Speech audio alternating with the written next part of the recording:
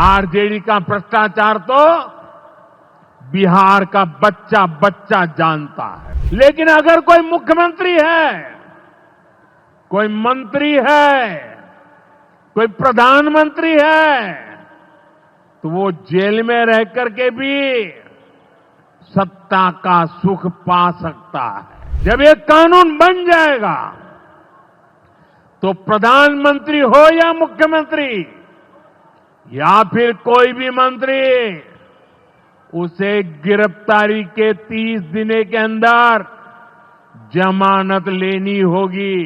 भाई और बहनों, आपके आशीर्वाद से, देश के अटूट भरोसे के कारण साल 2014 में प्रधानमंत्री के तौर पर शुरू हुआ मेरा सेवा काल, ये सेवा काल निरंतर जारी है।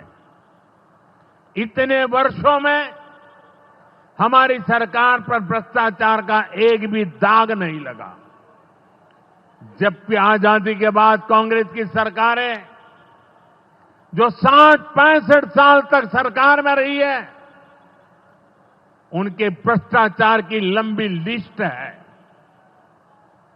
आरजेडी का भ्रष्टाचार तो बिहार का बच्चा बच्चा जानता है। मेरा साफ मानना है कि भ्रष्टाचार के विरुद्ध लड़ाई को अगर अंजाम तक पहुंचाना है तो कोई भी कार्रवाई के दायरे से बाहर नहीं होना चाहिए। आप सोचिए, आज कानून है कि अगर किसी छोटे सरकारी कर्मचारी को 50 घंटे तक हिरासत में रख दिया तो अपने आप वो सस्पेंड हो जाता है। ड्राइवर हो, छोटा क्लार्क हो, प्यून हो, उसकी जिंदगी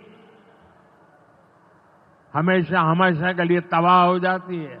लेकिन अगर कोई मुख्यमंत्री है, कोई मंत्री है, कोई प्रधानमंत्री है, तो वो जेल में रह करके भी सत्ता का सुख पा सकता है।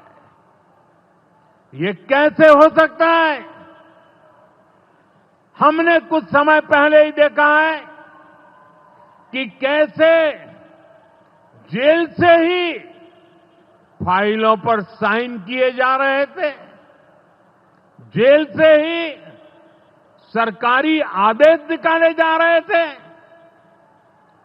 नेताओं का अगर यही रवैया रहेगा तो ऐसे भ्रष्टाचार के विरुद्ध लड़ाई कैसे लड़ी जा सकती है?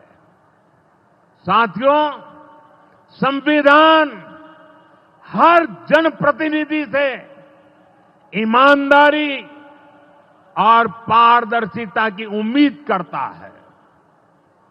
हम संविधान की मर्यादा को तार तार होते नहीं देख सकते। इसलिए एनडीए सरकार भ्रष्टाचार के खिलाफ एक ऐसा कानून लाई है जिसके दायरे में देश का प्रधानमंत्री भी है। इस कानून में मुख्यमंत्री और मंत्रियों को भी शामिल किया गया है। जब ये कानून बन जाएगा तो प्रधानमंत्री हो या मुख्यमंत्री या फिर कोई भी मंत्री, उसे गिरफ्तारी के 30 दिन के अंदर जमानत लेनी होगी। और अगर जमानत नहीं मिली तो 31वें दिन उसे कुर्सी छोड़नी पड़ेगी।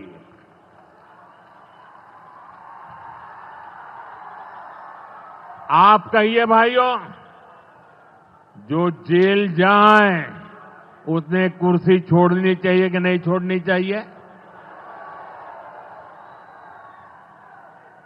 क्या वो कुर्सी पर बैठे रह सकता है क्या? क्या वो सरकारी फाइलों पे साइन कर सकता है क्या? क्या जेल में से कोई सरकार चला सकता है क्या? और इसलिए ऐसा सख्त कानून बनाने की तरफ हम आगे बढ़ रहे हैं। लेकिन साथियों, ये आरजेडी वाले, ये कांग्रेस वाले, ये लेफ्ट वाले इस कानून का विरोध कर रहे हैं। ये बहुत गुस्से में है और कौन नहीं जानता उनको किस बात का डर है। जिसने पाप किया होता है वो अपने पाप को दूसरों से छुपाता है, लेकिन खुद को भीतर से जानता है कि क्या खेल खेला है। इन सब का भी यही हिसाब है। ये आरजेडी और कांग्रेस वाले कोई बेल पर बाहर है, कोई रेल के खेल में अदालत के चक्कर लगा रहा है, और जो जमानत पे बाहर घूम रहे हैं भी आज इस कानून का विरोध कर रहे हैं। इन्हें लगता है कि अगर जेल चले गए तो इनके सारे सपने चकनाचूर हो जाएंगे, और इसलिए सुबह शाम ये लोग मोदी को भांति भांति की गाली दे रहे हैं और इतने बौखलाए हुए हैं कि इस जनहित के कानून का विरोध कर रहे हैं। हमारे राजेंद्र बाबू, बाबा साहब आंबेडकर ने कभी सोचा भी नहीं था, कभी कल्पना भी नहीं की होगी कि सत्ता के भूखे लोग भ्रष्टाचार करेंगे और जेल जाने पर भी कुर्सी से चिपके रहेंगे। लेकिन अब भ्रष्टाचारी जेल भी जाएगा और उसकी कुर्सी भी जाएगी। भारत को भ्रष्टाचार से मुक्त होने का संकल्प देश के कोटि कोटि लोगों का है। ये संकल्प सिद्ध होकर रहेगा।